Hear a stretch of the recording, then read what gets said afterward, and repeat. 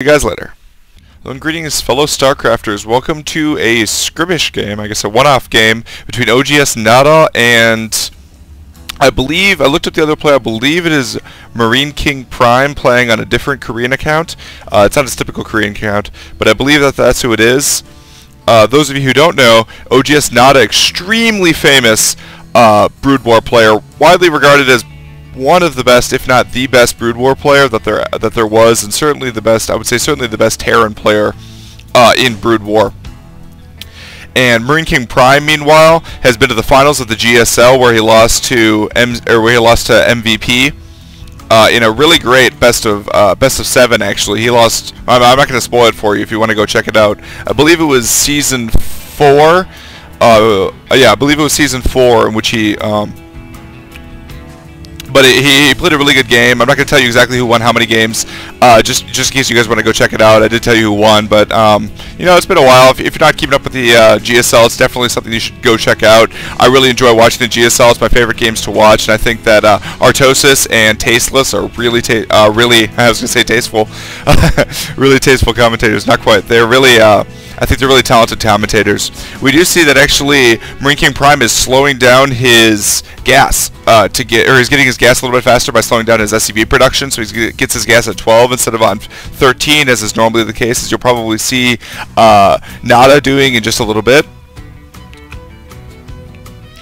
This, of course, as I mentioned before, is a Terran versus Terran.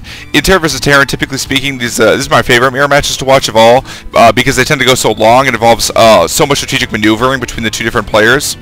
We currently see a lot of players building up minerals, actually. It looks like, actually, we do not see a gas on the part of Nada right now, so Nada is most likely going to be going for a gasless fast expand, if I had to guess. He's probably not doing any sort of the little one style 7 racks push without any gas, and just, like, you know, attacking with like 15 to 20 Marines at about 7 minutes. Most likely we're not going to be seeing that, as it's relatively easy to hold off. In fact, we do see the command center go down as soon as the Marine comes out to chase away the scout. Meanwhile, Marine King Prime, as I believe it to be, is getting a second gas as well as getting a tech lab. It's possible he's going to go for an early stim and possibly a stim timing push. That remains to be seen, though. He's actually going to get a Reaper. Reapers tend to indicate a fast expansion, however the second gas indicates higher tech. So most likely we're going to see a factory going down, is what I would say. And do we indeed see one? Yes, we do. Factory going down.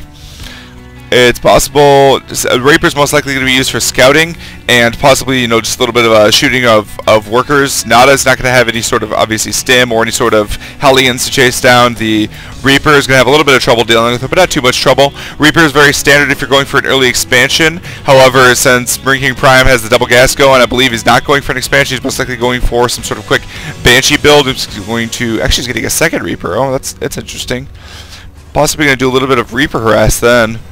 Or possibly, I wonder if he's getting the factory just for speed. I've never seen that kind of build before. I kind of doubt that he's going to do any sort of build like that. He'd need multiple barracks if he's going to be going for a lot of Reapers. We should see a starport going down for the blue Terran player pretty soon here. Or maybe he's just going to be going for... Oh, he is in fact getting the speed. Oh, that's very interesting, actually. So it's possible he's going for some sort of Reaper Hellion... Oh, Reaper Hellion drop, perhaps? He is, in fact, getting the starport. Meanwhile, we see both of the gases quickly collected in order to be able to catch up for oGsNada, and he does have his own factory going down as well, because siege tanks are so important in this matchup. You can't be without siege tanks, otherwise your opponent's able to just park out here, able to use scans or flying units to be able to take control of those, to be able to take control of, or get vision of the high ground and just kill your opponent, basically. You just slowly push in with your tanks. Opponent is able to attack because the tanks are so good at defending. And we see a third Reaper on the part of Marine King Prime. Wow! This is a very interesting build, and actually this is something you see from Marine King Prime Light. So if I am right about which player this is, that's most likely, you know, why it's the case. And actually, he's got two different guys with jump packs. SCV's jump packs aren't as cool as Reapers. They can't, because SCVs can't put them on high gear, and they're not able to jump up. Also, there's no nitro boosters that we do see here on the SCV's jump packs. They're just able to slide around, and that's really all they can do. And Marine King Prime does in fact have both watchtowers, able to keep an eye on his opponent. He'll be able to. Oh, and actually move it out just a little bit before his opponent. And which direction do we see him going? Oh, we do see cloak, which means that we're going to see cloaked banshees coming up from him pretty soon as well. And he's going to go ahead and slide in, shoot those SCVs, and be able to jump up to the top, be able to blast away those Marines, and deal a lot of damage to these SCVs here, because they're all going to line up in a line as they're chasing, and the Reapers are going to go ahead and shoot them. They got the Nitro Pack, so they're quite fast. SCVs are going to have a very hard time being able to take them out, and now the Reapers are able to just finish off all of the Marines. Siege tank's coming out, but it's going to take way too long, and actually Nada's just going to GG out of this game. He saw that his workers were already down by 12 workers, even with the expansion, and that even more damage is going to be dealt by all of these Reapers and Hellions, so he's just going to GG out of this game. And well, it was a much quicker Terran versus Terran than I was expecting. It only took 7 minutes and 15 seconds, but certainly something that I haven't seen in a long time, and a very interesting build, something I'm probably going to try out on the ladder later if I encounter a Terran versus Terran. And he did indeed have a fallback, actually, as he had cloaked banshees coming too, so this is a full harass kind of build designed to deal as much damage as possible. If it didn't deal, if like he was walled off, the Hellions weren't able to get in, and the Marines were in the right positions to stop the Reapers, then most likely Nada would have lost. Or sorry, most likely Marine King Prime would have lost. But regardless, looks like that was a very interesting game.